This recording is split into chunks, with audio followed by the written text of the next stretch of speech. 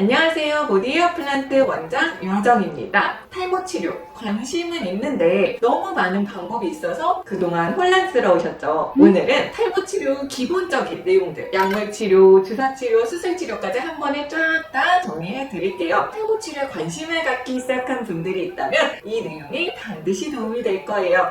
탈모를 유발하는 진짜 많은 원인이 있는데 정말 대부분의 환자분들은 여성형 탈모 혹은 남성형 탈모 때문에 고민을 하시게 돼요. 근본 원인은 동일해요. 안드로겐 호르몬 때문에 생깁니다. 우리 피 속에 있는 남성 호르몬이 DHT라는 더 강한 형태로 바뀌는데 이 DHT 성분에 유전적으로 예민한 모낭들이 반응을 해서 모낭이 위축되고 휴지기가 늘어나고 결국엔 탈모에 이르는 현상이 안드로겐성 탈모입니다. 이 모발이 한꺼번에 빠지는 게 아니라 점점 가늘어지고 짧아지고 약해지기 때문에 이 모낭이 작아지는 과정을 모낭의 소형화 혹은 미세화라고 부릅니다. 그래서 이게 중요한 포인트예요. 탈모 초기에는 모낭이 완전히 사라지는 게 아니에요. 살아는 있는데 콧구멍이 여러 개 나던 애들이 한두 개 수준으로 적어집니다. 이 단계는 아직 모낭이 다 죽은 게 아니기 때문에 치료를 시작하게 되면 얘를 되살릴 여지가 있어요. 반대로 계속 방치하다 보면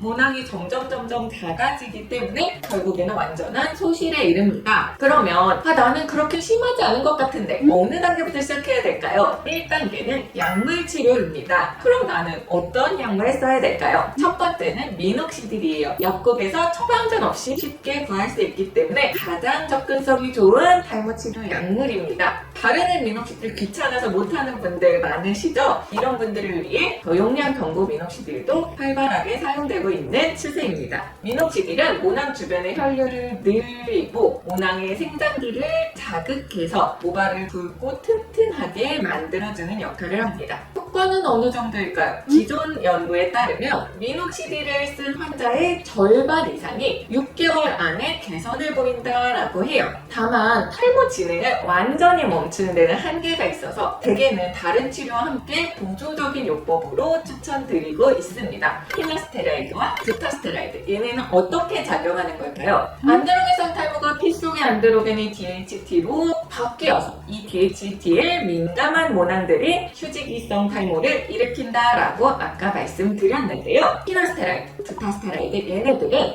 DHT를 생성하는 효소를 차단하는 역할을 해요. 즉 DHT를 만들어내지 못하도록 하는 약물입니다. 탈모가 일어나는 근본적인 기전에 작용하기 때문에 안드로겐성 탈모에 효과적으로 작용하는 약이죠. 그래서 미녹시딜, 피너스테로이드, 두타스테로이드 이런 여러 치료를 비교한 대규모 분석에서 가장 탈모 치료 효과적인 거는 지금 시판되고 있는 두타스테로이드 0.5mg 단일 약물 중에서는 가장 효과적이다라는 결론을 얻었어요. 그 다음이 뭘까요? 경구 피너스테로이드. 그 다음은 바르는 미녹시딜. 이 순서대로 효과가 있었다라는 연구 결과가 있습니다. 그런데 누구나 다 가장 센 약으로 하는 게 좋을까요? 그렇지 않습니다. 센 약은 탈모 치료 효과도 더 좋지만 부작용 면에서도 조금 더 있을 수 있어요. 혈전 반감기나 갖고 있는 기저질환 등 여러 가지를 고려해서 나한테 맞는 약물을 사용하셔야 되지 탈모 빨리 해결해버리고 싶다라고 해서 가장 강한 약부터 사용하시면 안 돼요. 그리고 무엇보다 꾸준히 오래 쓸 수 있는지를 반드시 따져야 됩니다. 그리고 두타스테로이드라도 효과적인 약물이다라고 말씀드렸지만 특히 앞으로의 자녀 계획이 있는 분들은 두타스테로이드를 1차 약물로 추천하지 않습니다. 2025년에 나온 무작위 대조 연구 결과에 따르면 두타스테로이드를 6개월 중단했을 때 가임직표가 대부분 개선은 됐는데 이게 복용 기간이 18개월에서 20개월 넘어간 젊은 남성들의 경우에는 두타스테로이드가 끊어도 정액량이랑 정자 운동성이 잘 돌아오지 않았어요. 정자수나 모양 자체에서는 그건 괜찮았기 때문에 이게 정자를 만들어내는 기관에 작용하는 게 아니고 정액을 구성하는 전립선의 기능에 작용하는 거라서 부수적인 덫이긴 하지만 정액량과 정자 운동성이 잘 돌아오지 않았기 때문에 저 같은 경우는 자녀 계획을 완료하지 않은 남성분들은 두타스테로이드 복용을 크게 권하진 않아요. 일단은 피너스테라이드로 쭉 사용해보시고 잔여 계획이 끝난 다음에 두타스테라이드 복용을 권하고 있습니다. 반드시 주치의와 상담을 하시고 불안하신 분들은 정액 검사를 먼저 해보시는 것도 좋은 방법이 될 수 있어요. 탈모 치료 2단계는 주사 치료입니다. 두피에다가 직접 국소적으로 작용하는 약물을 투여해주는 방법이에요. 약을 쓰고 있는데 약만으로는 안 돼. 좀 더 적극적으로 관리하고 싶어. 이럴 때 함께 고려하는 단계입니다. 주사 치료의 공통적인 특징은 약효 성분이나 재생 물질을 딱 필요한 부위에 직접적으로 투여하기 때문에 전신 영향을 줄일 수 있고 그런 의미에서 좀 더 고용량으로 우리가 유효 성분을 침투시킬 수 있다는 장점도 있습니다. 첫 번째는 두타스테라이드 두피 주사예요. 두타스테라이드 성분을 먹는 대신에 두피에 직접 투여하는 방식입니다. 왜 이렇게 할까요? 두타스테라이드를 조금 더 용량을 높게 하면 탈모 DHT를 생성하는 5알파 환원 요소의 처단율을 더 높일 수 있으니까 남성화 탈모 치료를 조금 더 할 수 있다라는 두타스테라이드의 특징이 있습니다. 즉 피너스테라이드, 두타스테라이드를 아예 못 드시는 분들은 국소적으로 이렇게 두타스테라이드 주사를 선택하실 수 있는 옵션도 있다라고 말씀드립니다. 두 번째는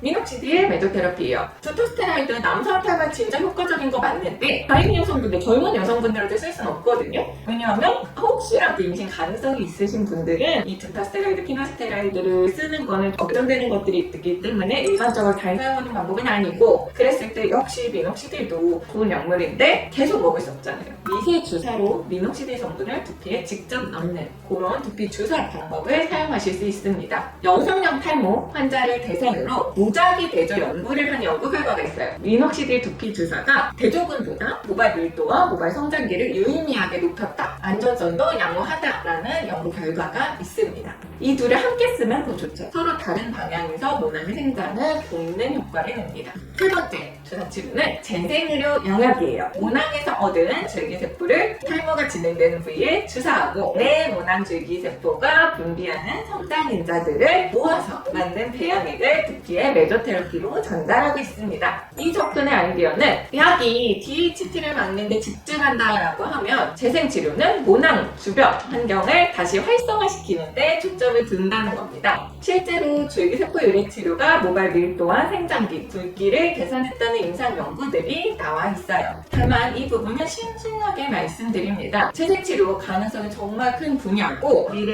의료의 정말 거의 핵심 주제라고 해도 과언이 아니에요. 하지만 아직 근거가 쌓여가는 단계이고 효과 지속성처럼 검증이 더 필요한 부분들이 분명히 존재합니다. 그래서 모디에서는 같은 연구소 기반으로 근거를 직접 만들어가면서 신중하게 적용을 하고 있습니다. 3단계 대망의 모발이식 수술입니다. 여기서 진짜 많은 분들이 오해하시는 게 있는데요. 모발이식만 하면 다 끝난다 이렇게 생각하시는데 절대 그렇지 않습니다. 앞에서 말씀드린 약과 주사는 가늘어진 모낭을 되살리는 치료예요. 그런데 이미 모낭이 완전히 소실돼서 모낭 자체가 죽어버렸다? 이거는 아무리 치료를 해도 다시 되돌릴 수는 없는 거거든요. 그래서 바로 그 부분을 물리적으로 채우는 것이 모발이식입니다. 모발이식이 가능한 이유는 모낭이라는 게 동요구 우성이라는 성질을 따르기 때문이에요. 우리가 뒤통수, 옆머리 이런 부분에서 모발을 채취를 하는데 이런 부분의 모낭들은 DHT에 의해서 빠지지 않는 애들이에요. 그래서 얘네를 이사시켜도 공유구 우성의 원리 때문에 원래 채취한 부분의 성질을 따라가는 거예요. 그래서 모발 이식을 하고 나서 혈액을 안 먹는다? 그러면 심한 애들은 그대로 남아있고 원래 부분 빠지고 이렇게 되는 거죠. 수술에서 정말 중요한 건 얼마를 심느냐가 아니라 얼마를 심은 모낭이 잘 생착하느냐 이게 제일 중요합니다. 연구에 따르면 이 생착률에는 채취 기술뿐만 아니라 몸 밖에서 모낭을 어떻게 보존하느냐 그리고 얘네들을 어떻게 다루느냐에 따라서 이 결과가 바뀌어요.